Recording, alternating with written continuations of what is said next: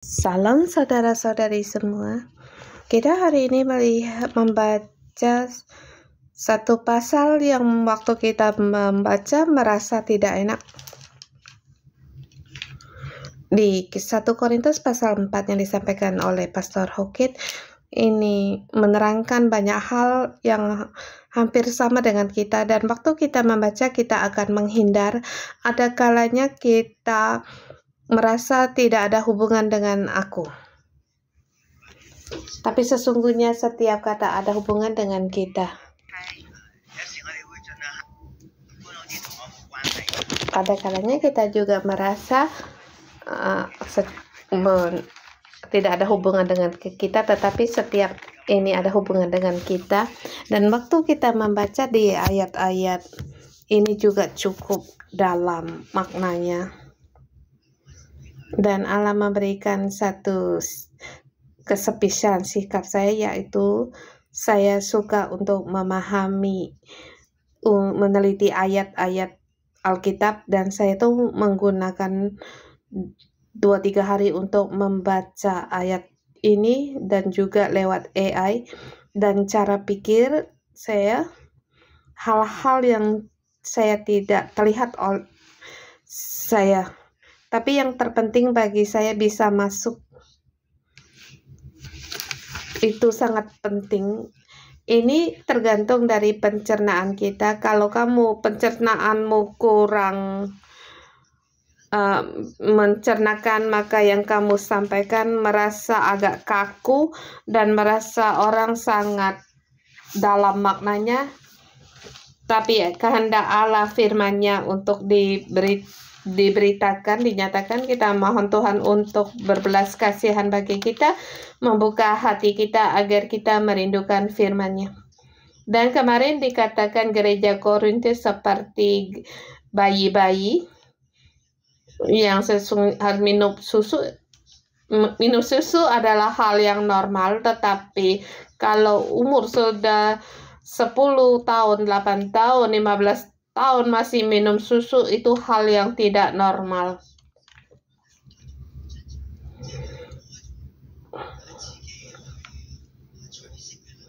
Dia tidak memiliki kemampuan untuk mencari makanan sendiri dan mencernakan dan menikmati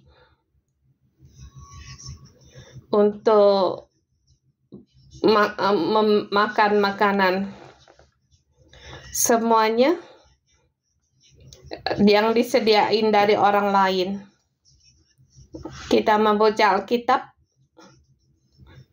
seperti kita membaca, kita tidak masuk di dalamnya. Ini juga situasi saya, dan juga saya harus berdoa. Kalau kita membaca Alkitab, kita tidak paham, kita masing-masing pun bisa. Baik, sebenarnya kamu bisa surat Cina, bahasa Inggris, tetapi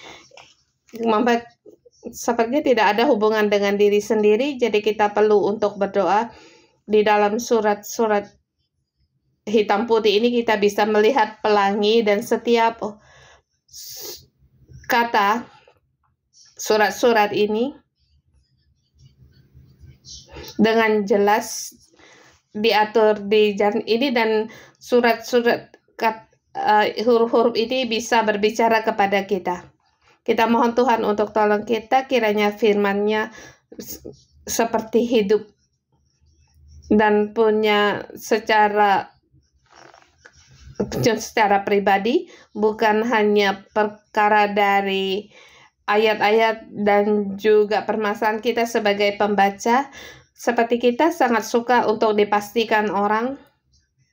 Adakah orang yang tidak suka dipastikan dengan orang lain? Tetapi di dalam seperti hari ini, kata-kata ini ada kalanya dipenuhi dengan kata-kata yang tajam, seperti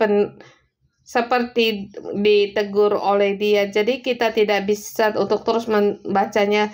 Jadi kita membaca Alkitab, kita mohon Tuhan untuk membuka roh kita dan juga hati kita, agar menjadi kesabaran agar kata-kata yang sulit untuk diterima memberikan kita jiwa yang lapang untuk menampung. Kita mohon Tuhan menolong kita. Dan kemarin kita katakan gereja Korintus, mengapa mereka belum dewasa? Sebab banyak tanda-tanda yang seperti bayi. Bagi bayi, dia tidak mengetahui akan dua dirinya bayi. Dia tidak merasakan, dia ingin nangis karena ingin makan. Dia bisa nangis karena pampasnya basah, tetapi dia belum dapat pengetahuan sendiri sampai dia tahu melihat kelima jarinya atau kaki jarinya dia taruh di mulutnya. Oh, dia tahu bahwa ini bagian dari diriku sendiri. Atau sampai dia di usia 2 tahun, kita takut hal yang trouble di 2 tahun, sebab segala sesuatunya harus secara individu. Ini punyaku, aku mau. Ini juga waktu dalam pertumbuhan sampai di masa remaja seseorang juga masih dalam keadaan yang demikian. Tapi di dalam pertumbuhan kita harus tahap tertentu. Siapakah aku? Kamu dan aku juga masih dalam permasalahan yang sama. Ini yaitu identitas kita atau status kita. Siapa aku? Ada orang yang tidak tahu siapa dirinya dan memberitahu kepadamu siapa ayah ibumu, ayahnya. Orang mengenal ayah ibunya, tahu dia anak siapa. Tetapi gereja Korintus, mengapa banyak perpecahan golongan dan perselisihan? Ini disebabkan karena identitas mereka. Waktu mereka berkata, aku golongan Apolos, apakah kamu merasa lebih aman? Aku golongan Paulus. Dia ada rasul yang mendirikan gereja, atau dikatakan orang-orang yang sangat hafal Alkitab suci. Ada orang yang berkata, aku golongan Petrus yang membawa tradisi dari Yerusalem atau dari tradisi Yunani.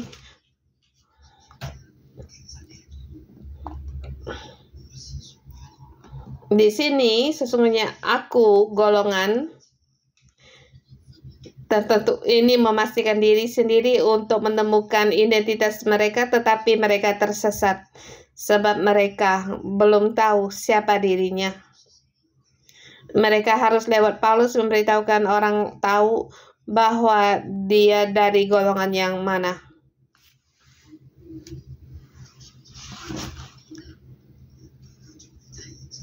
Dia belum mengenal dirinya yang lalu dan juga di dalam Kristus, identitasnya dalam Kristus yang lagi bertumbuh. Waktu kita berkata, aku golongan siapa, sesungguhnya pengenalan terhadap diri kita sendiri itu sangat kurang, sangat lemah, bahkan tidak ada kenyamanan. Juga ada menghadapi bully. Kita dalam kelompok yang kecil mencari identitas sendiri, sebab kamu merupakan dari komunitas kecil, kamu menemukan kekuatan dirimu sendiri. Kamu bisa menindas orang lain atau menegur orang lain. Kita mengucilkan orang lain, dia bukan golongan kita jangan bergaul padanya. Dan orang-orang yang dikucilkan dalam golongan-golongan tertentu, mereka akan mendirikan golongan sendiri, baru merasa aman. kamu ada 10 orang, kami punya 15 orang, kami lebih kuat dan besar darimu. Perselisihan dan perpecahan golongan. Apakah kamu orang Kristen? Kita bisa melihat gambar yang demikian. Bahkan di dalam tempat kerjamu, kamu juga akan dikucilkan orang. Mungkin karena kamu orang Kristen, kamu akan menghadapi kesulitan yang lebih banyak atau halangan yang lebih banyak.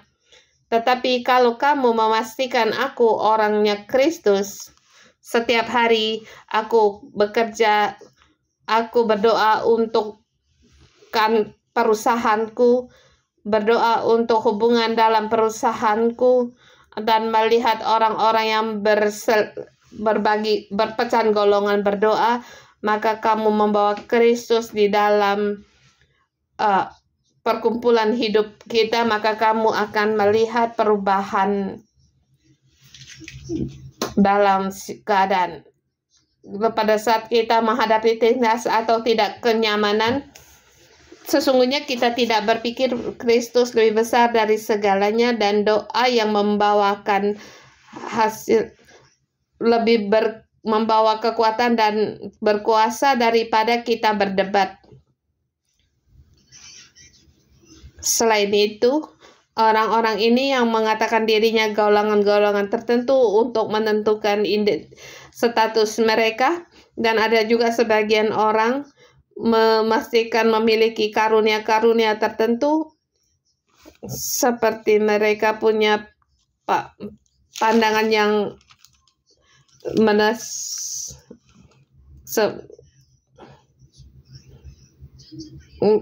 bisa melihat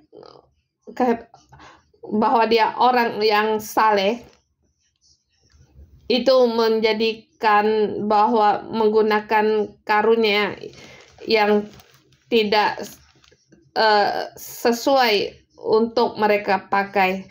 Tapi ada gereja tidak mengejar karunia, kasih karunia Tuhan.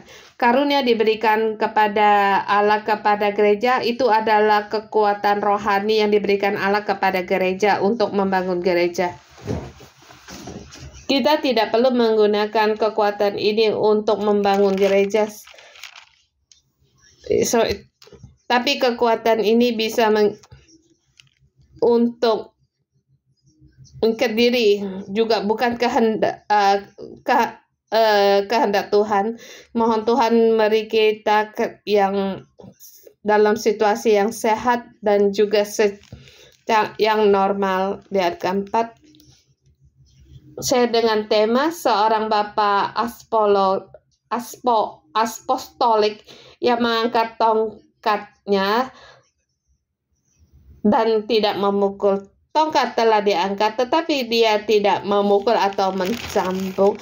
Ini Paulus sebagai seorang bapak gereja, boleh dikatakan gereja Korintus boleh dipukul, layak untuk dipukul, sebab mereka penuh dengan kedagingan dan juga seperti anak bayi yang tidak mau bertumbuh. Tetapi sesungguhnya sama kita kebanyakan orang tapi kita lihat jiwanya Paulus. Pertama, dia tidak menyembunyikan perkara, apa yang dia lihat ia katakan, dan sebelum dia berkata dia juga berdoa untuk gereja, berkata dengan jujur. Dia tidak membelok-belokkan, bahkan dia tidak memegahkan dirinya. Kita melihat Paulus di seluruh pasal keempat ini sangat merendahkan dirinya. Kita lihat di poin yang pertama, ayat 1 sampai dengan 5. Poin pertama, demikianlah hendaklah orang-orang memandang kami sebagai hamba-hamba Kristus yang kita kira ini mereka adalah pemimpin-pemimpin, tetapi mereka bukan pemimpin. Bagaimana dia menjadi pemimpin Kristus? Apakah dia membawa Kristus melakukan hal perkara di sini sebagai hamba-hamba? Artinya,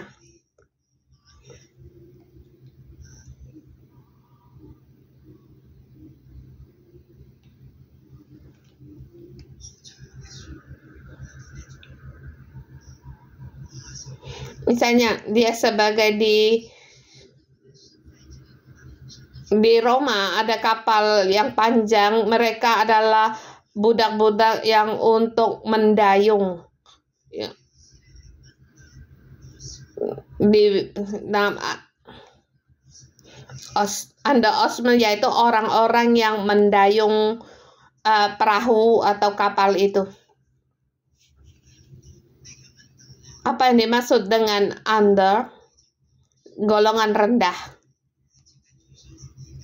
yang mereka berada di bagian yang rendah, sedang kapal di atas, sedangkan nakoda kapal yang memberikan perintah. Dan Osman ini, orang-orang yang mendayung ini mendayung, dan ada maka kapal baru melaju. Dan kita dikatakan kita adalah hamba-hamba Kristus.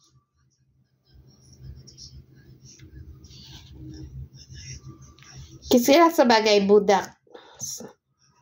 Dan di sini Kristus mengatakan siapa? Hendaklah orang memandang kami.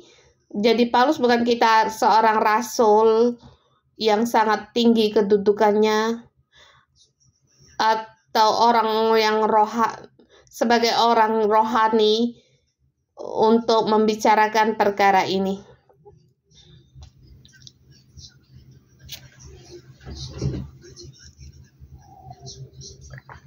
Dia hanyalah hamba Kristus.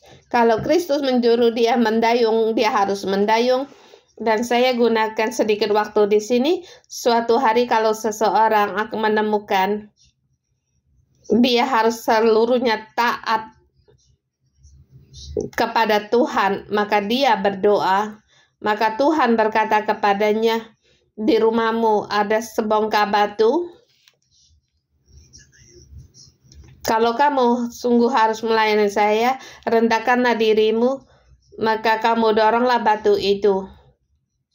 Maka kamu tidak perlu setiap hari di situ mendorong, tapi kamu doronglah batu itu. Maka setiap hari dia mendorong batu itu. 3 tahun, 1 tahun bertahun, setiap hari dilakukan tanpa berubah. Maka semakin hari, semakin banyak timbul keinginan dalam hatinya. Apakah Tuhan ingin saya untuk menjamah batu itu? Adakah saya menggunakan kekuatan yang lebih besar? Bagaimanapun saya mendorongnya, masih tetap batu itu tidak bergeser. Setelah lewat beberapa bulan kemudian, dia semakin di situ merasa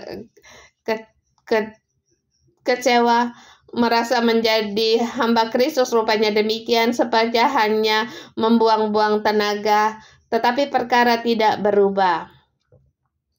Maka akhirnya dia di situ berdoa kepada Yesus, Yesus, aku nyuruh engkau untuk mendorong batu itu. Aku tidak menyuruhmu untuk jangan menggeser batu itu. Kamu berdoa, lihat bagaimana aku untuk mendorong batu itu, dan Tuhan dengan pelan menjamah batu itu, maka langsung bergeser. Jadi ini melihat hubungan kita dengan Tuhan. Kalau kita seperti kita dalam KKR para pemuda, setiap orang ingin mengalami mujizat dan juga merupakan bagian dari mujizat. Tapi sesungguhnya yang menguji kita adalah hubungan kita dengan Tuhan. Apakah kita orang yang bersedia rela untuk taat? Apakah melawat kekuatanku sendiri untuk menggeserkan batu itu adalah kemampuan saya? Atau menggunakan kekuatan saya menginjilkan banyak orang percaya Tuhan itu adalah karena hasil kerjaku, dan Paulus mengubah cara pikir yang demikian. Paulus berkata, aku adalah hamba Kristus, Kristus adalah juru nakoda kapal itu. Bagaimana dia memberi perintah, bagaimana saya menggunakan kekuatan saya, seluruhnya saya menanggapi Tuhan. Dan kapal ini bukan tidak peduli apakah saya seorang diri bisa menggerakkan, sebab di dalam kapal itu ada hamba-hamba yang lain dan masing-masing di situ mendayung, maka dayung itu bisa melaju ke depan. Kita adalah pelayan-pelayan Kristus. Seharusnya orang-orang demikian memandang kita. Kita mohon Tuhan menolong kita, demikian juga kita untuk melihat diri kita sendiri. Dan di sini tidak ada seorang pun dalam rohani dia lebih tinggi, lebih besar. Dikatakan kepadanya dipercayakan rahasia Allah. Ini adalah juga sebagai dipercayakan ini dia juga sebagai pelayan atau hamba. Dia bukan tuan, tetapi dia di sini dipercayakan, dia punya hak dia untuk dipercayakan kepadanya. Milik tuannya, aku yang mengurus, tetapi kamu tidak berhak untuk memiliki. Saya yang harus lakukan karena perintah dari tuanku, seperti Yusuf di rumah Potifar. Apapun dia bisa mengurusnya, tapi bukan miliknya. Dia tidak bisa seluruhnya memilikinya, tetapi dia bisa setia di situ melayani. Jadi dikatakan di ayat kedua, yang dituntut dari pelayan-pelayanan yaitu mereka dapat dipercaya. Jadi di Paulus mengatakan segala perkara. Dan apa yang bisa kamu banggakan? Apakah karunia yang bisa kita banggakan atau golongan apa yang bisa kita banggakan? Kita masing-masing adalah hamba Kristus, menanti untuk diutus suatu hari, setiap hari hidup untuk Kristus. Ayat 3 sampai dengan 5 dikatakan tentang pengadilan atau penghakiman. Dikatakan aku dihakimi atau dihakimi oleh orang lain. Bagi Yesus mereka ini hal yang sedikit. Saudara, apakah kamu merasa juga sedikit sekali kalau ada seseorang mengataimu? Apakah kamu menganggap itu hal yang sedikit atau hal yang kecil? Secara orang mengataimu, apakah kamu bisa menganggap hal yang kecil? Banyak orang merasa satu kata pun tidak boleh ada.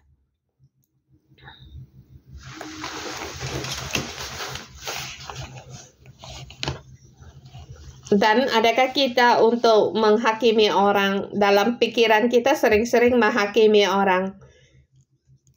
Kita tetap masih ada karena makan buah pengetahuan yang baik dan benar, mas kita terus itu membedakan mana yang benar, mana yang baik, mana yang jahat. Kita disuruh terus membicarakan, kita melihat perkara, kita terus menjadi bahan pembicaraan kita. Tapi bagi Kristus di sini baginya hanya sedikit sekali. Di sini kita melihat jiwanya Paulus yang begitu luas. Dia satu kata pun tidak bisa mencemarkan dirinya. Baginya hanya seperti debu. Dia pun tidak peduli. Bahkan dia katakan, aku pun tidak menghakimi diriku sendiri. Dan kita setiap orang harus belajar. Kita menghakimi orang lain, sesungguhnya kita menghakimi diri kita sendiri. Dia bagaimana? Sesungguhnya aku yang bagaimana dan bagaimana. Jadi aku tidak suka, aku tidak berkenan. Paulus berkata, diriku pun tidak kuhakimi. Mengapa bisa jadi demikian? Ayat kelima dikatakan, karena janganlah menghakimi sebelum waktunya, sebelum Tuhan datang. yaitu sebelum Tuhan datang, Ia akan menerangi juga apa yang tersembunyi dalam kegelapan. Sesungguhnya yang bisa menghakimi kita adalah Tuhan kita. Tetapi Tuhan belum menghakimi, kita sendiri punya banyak pendapat. Kita mohon Tuhan untuk menghentikan suara hati kita yang sangat ribut di dalam hati kita.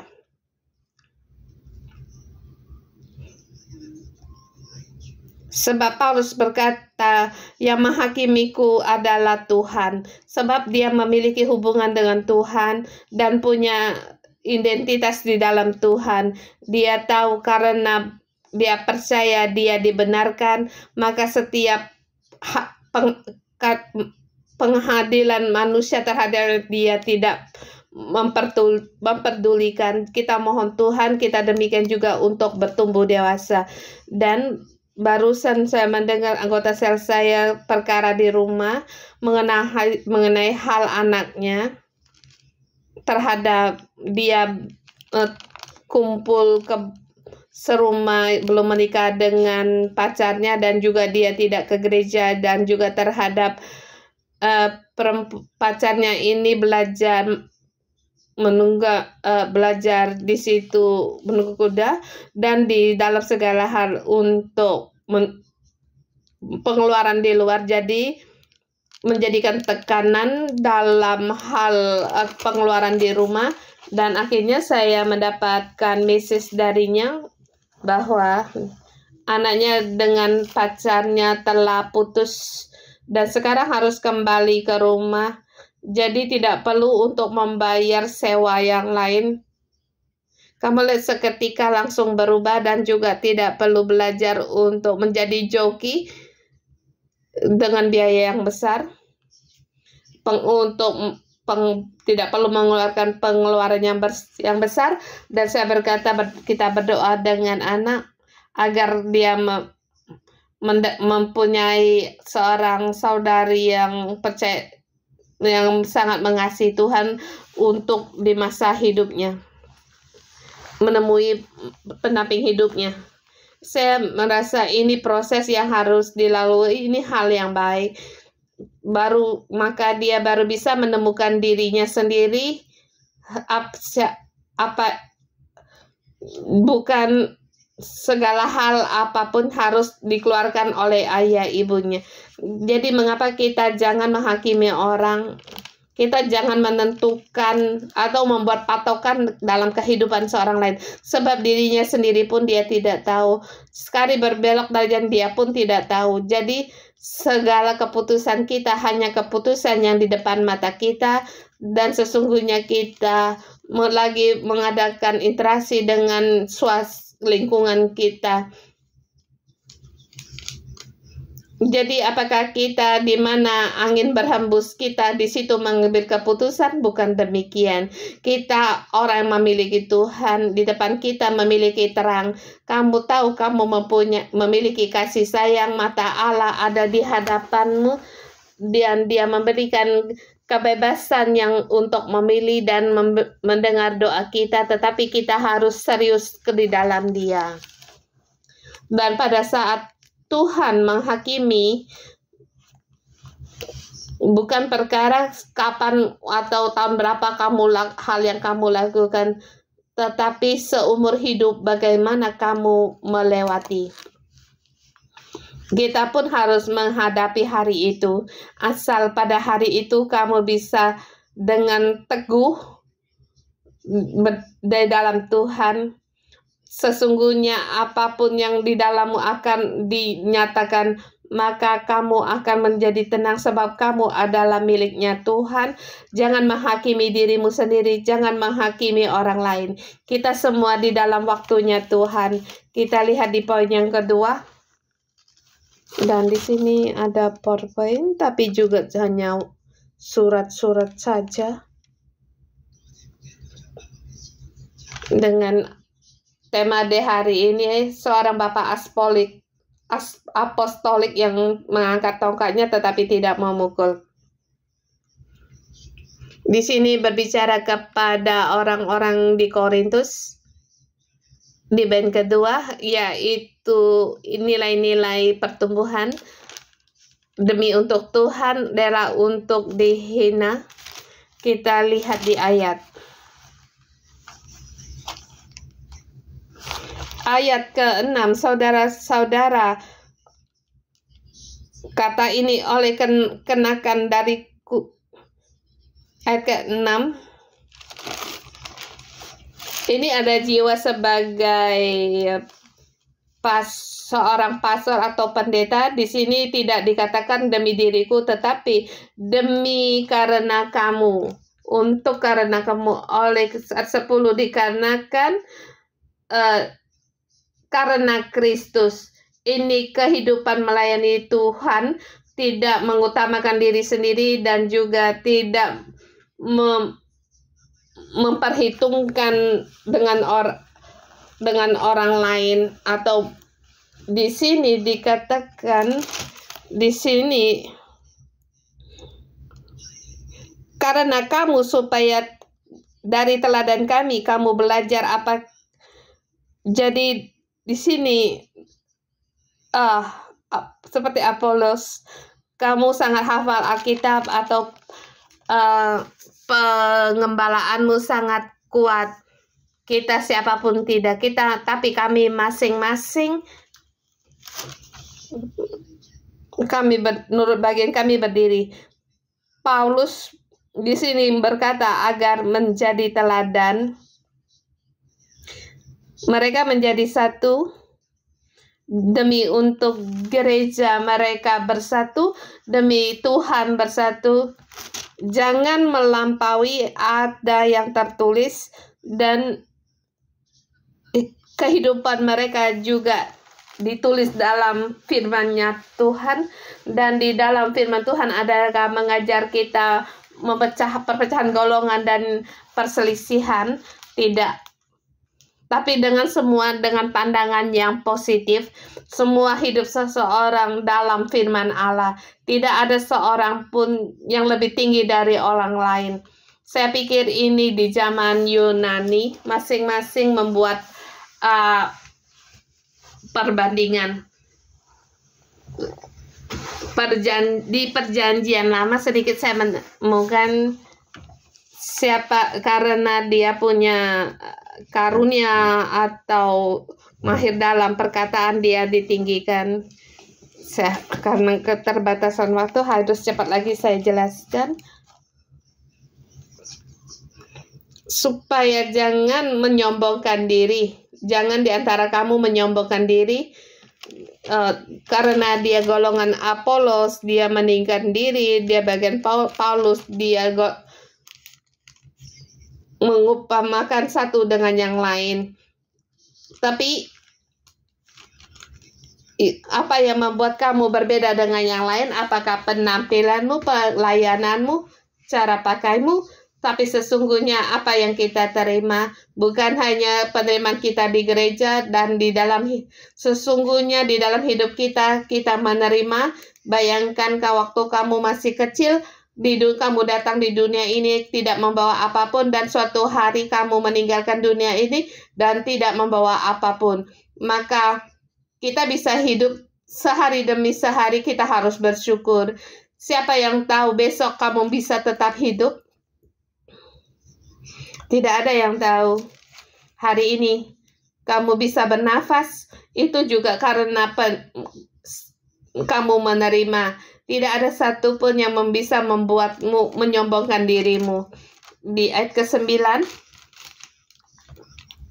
sebab menurut pendapatku Allah memberikan kepada kami para rasul tempat yang paling rendah, sama seperti orang-orang yang telah dijatuhi hukuman mati. Sebab kami telah menjadi tontonan bagi dunia, bagi malaikat-malaikat, dan bagi manusia.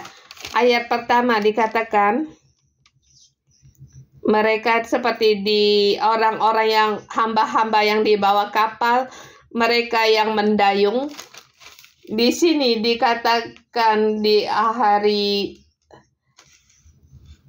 akhir, dikatakan banyak orang di gereja, datang ke gereja merasa tidak aman, seperti aku dipandang rendah, aku pemimpin tidak melihat saya, yang mengembalakan tidak melihat saya seperti diri tidak berharga, tidak punya arti.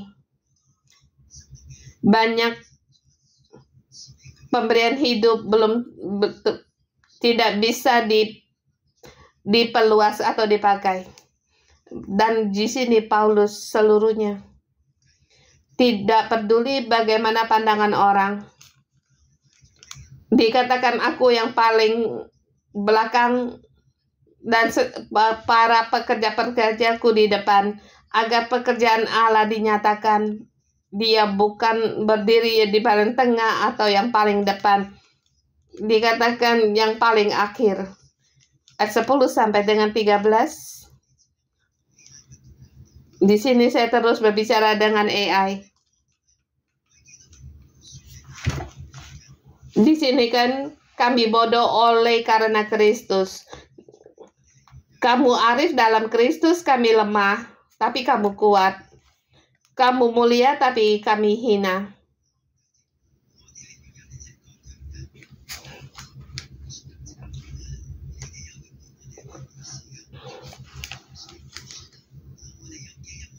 Kami lapar, haus, telanjang, dipukul, dan hidup mengembara.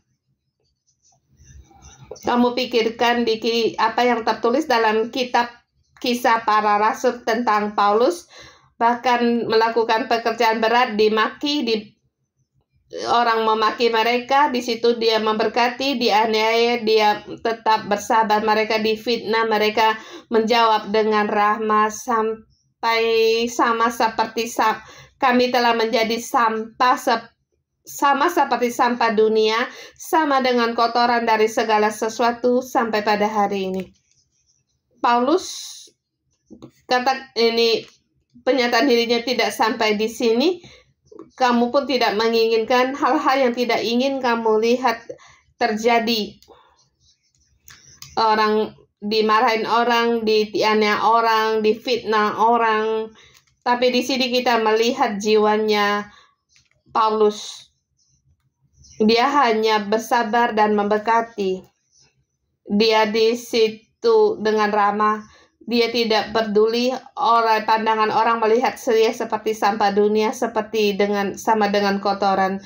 Dan Paulus di sini dia katakan, apakah dia menghibur dirinya atau gereja Korintus? Kalian melihat diriku, tetapi aku tidak membela diriku.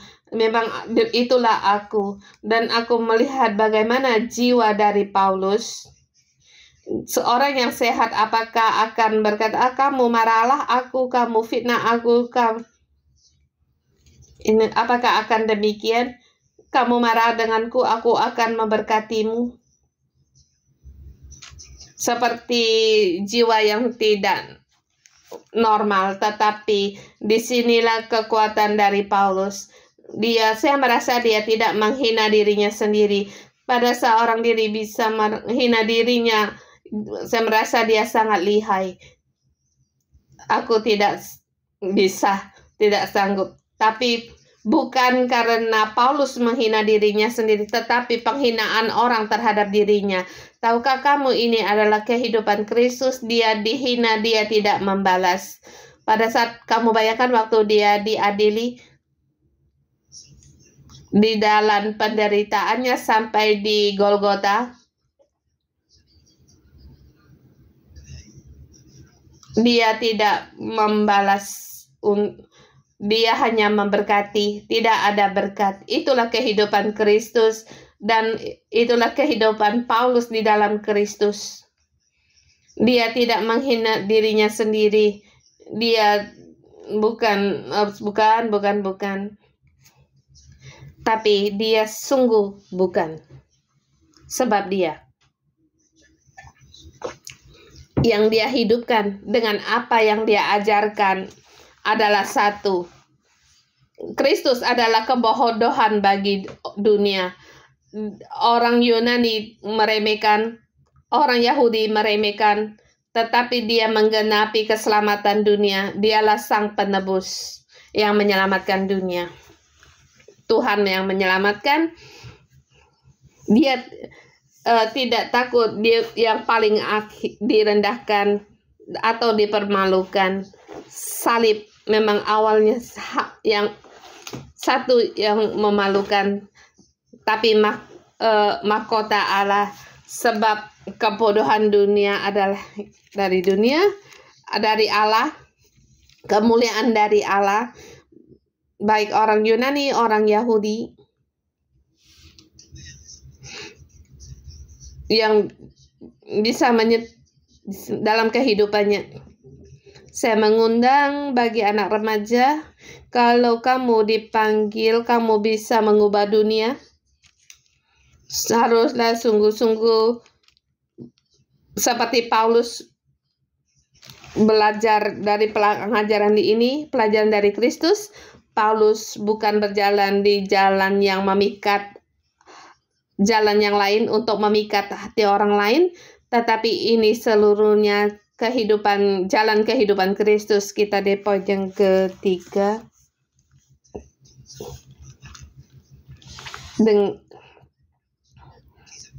Di sini dengan kelemah lembutan kasih. Di sini Paulus sangatlah sedih menghadapi anak-anaknya ini di keadaan di Korintus. Bukan hanya menghina atau meremehkan dia, tapi kita lihat cara ungkapan dari Paulus. Dia sangat memastikan hatinya sangat lemah lembut. Dikatakan hal itu, ayat 14, kutuliskan bukan untuk memalukan kamu, tetapi untuk menegur kamu seperti anak-anakku yang kukasihi. Waktu kita membaca ayat ini, kita harus membaca di dalam hati kita bahwa Allah lewat Paulus memberitahukan kita bahwa kita adalah anak-anak yang dikasihinya. Paulus di kitab Injil terhadap jemaat Korintus, jadi Paulus meminta kepada mereka untuk meneladaninya, dan bukan hanya anak muda saja untuk meneladani Paulus, tetapi bagi kita setiap orang untuk meneladani kehidupan Kristus. Jangan takut akan kehidupan yang dihina. Ini jiwa hidupnya Paulus, dan juga Paulus menyuruh mereka untuk mengingatkan bagaimana dia di dalam Kristus, apa yang ia lakukan. Ayat 19. Maaf.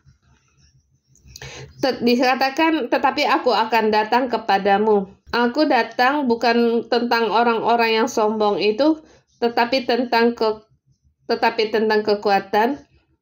Ayat 20, sebab kerajaan Allah bukan terdiri dari perkataan, tetapi dari kuasa. Kuasa ini bukan termasuk kuasa kesembuhan atau kuasa menyembuhkan penyakit atau mengusir sehat, tetapi kuasa yang sanggup menanggung penghinaan, dan jiwa yang bisa mengendalikan dirinya sendiri, dan juga bisa lewat kehidupannya yang bisa berbicara kepada orang lain, bisa menghadapi penganiayaan, dipermalukan, bisa tetap menjawab dengan ramah terhadap orang-orang yang menfitnahnya. Paulus berkata, aku datang bukan melihat tentang perkataanmu, tetapi aku datang melihat bagaimana kehidupanmu demi Kristus, bersedia dalam penderitaan, maka kuasa Allah di dalammu. Mohon Tuhan untuk menolong kita. Paulus dengan tegas memberitahukan kepada gereja Korintus, orang-orang jemaat Korintus, sesungguhnya hatinya penuh dengan lemah lembut. Mohon Tuhan menolong kita. Kita menerima, dan juga kita harus mengejar kehidupan surgawi. Kita cukup sampai di sini. Tuhan memberkati. Haleluya.